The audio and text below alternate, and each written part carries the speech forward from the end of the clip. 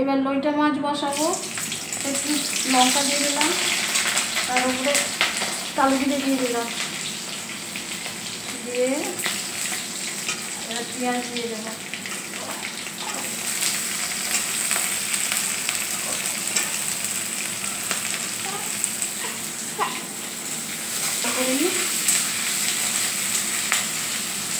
বলো, পেঁয়াজটা মজার জন্য একটু নুন দিয়ে দেবো।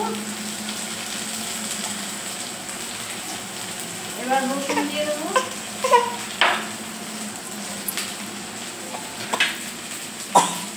এবার এই রসুনটা দিয়ে দিলাম।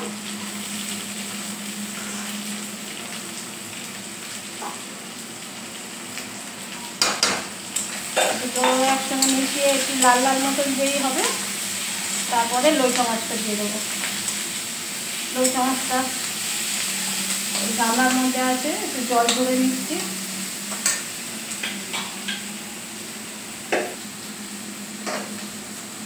তারপরে লইটা মাছটা দিয়ে লাল লাল হয়ে গেছে। এইবারে আমি একটু হলুদ দিয়ে দেবো। আচ্ছা, হলুদটা মিশে গেল। এবার লইটা মাছ দিলে না লাল লাল, কাঁচা খাওয়ার ইচ্ছা হচ্ছে, মনে হয় একটু কাঁচাই খেয়ে নিই।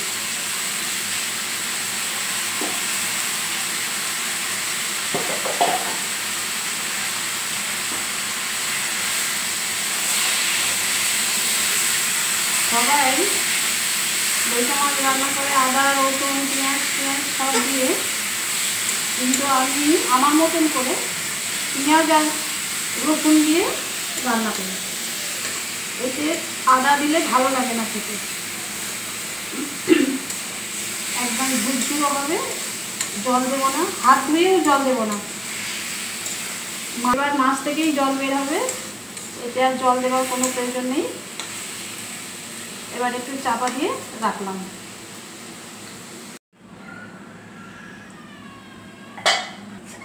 এবার একটু নাড়াচাড়া করে নিই, যাতে এটা ঝুরঝুরে হয়ে যাবে। অনেকে কাদা কাদা খেতে পছন্দ করে, তো আজকে আমরা ঝুরঝুরে খাবো, যাতে ভাতের গায়ে না লাগে। এখনো একটু রস আছে, রসটা আর একটু টানবে, তারপরে নামাবো। এবার খুলবো, হ্যাঁ এবার হয়ে গেছে। হ্যাঁ একদম রেডি। আচ্ছা, এবারে নামিয়ে ফেলবো।